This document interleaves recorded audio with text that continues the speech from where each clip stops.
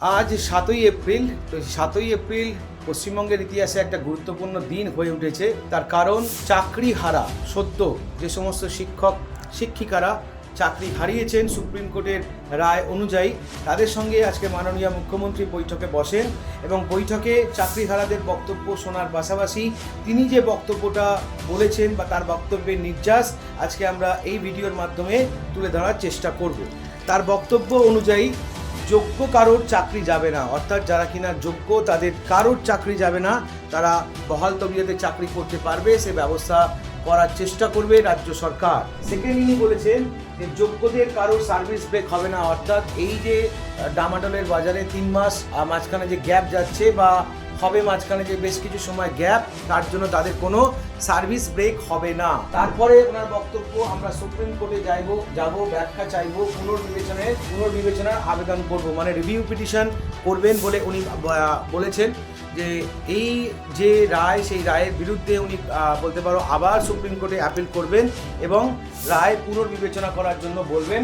এছাড়া সরকার, ওনার বক্তব্য অনুযায়ী সরকার আপনাদের বরখাস্ত করেননি, তাই স্কুল টিচারদের উদ্দেশ্যে ওনার বক্তব্য, আপনারা স্কুলে যান, স্কুলে গিয়ে বাচ্চাদেরকে পড়ান, আর দরকার পড়লে ভলেন্টারি সার্ভিস দিন। ওনার বক্তব্য অনুযায়ী আইন ওনারও জানা আছে, তাই বলতে পারো কোর্টের নির্দেশ মেনেই উনি সব কিছু করবেন।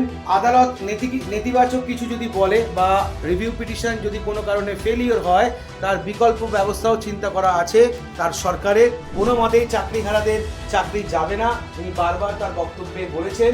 এবারে আইনজীবী হিসেবে সরকারের পক্ষ থেকে যারা লড়বেন তাদের নামও তিনি ঘোষণা করেছেন।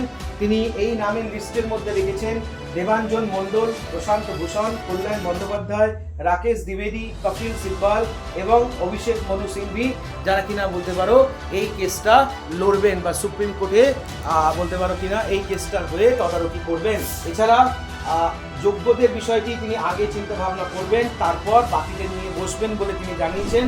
অর্থাৎ বাকিদের বলতে কাদের অযোগ্য বলা হচ্ছে বা কেন বলা হচ্ছে তাও দেখবে তার সরকার। এই সমস্ত বক্তব্যই ইনি অর্থাৎ মাননীয় মুখ্যমন্ত্রী তার বক্তব্যের মাধ্যমে পেশ করেন এবং যে সমস্ত সদ্য চাকরিহারা স্কুল শিক্ষক যারা আছেন তাদেরকে আশ্বস্ত করেন সরকার তাদের পাশে সবসময় আছে।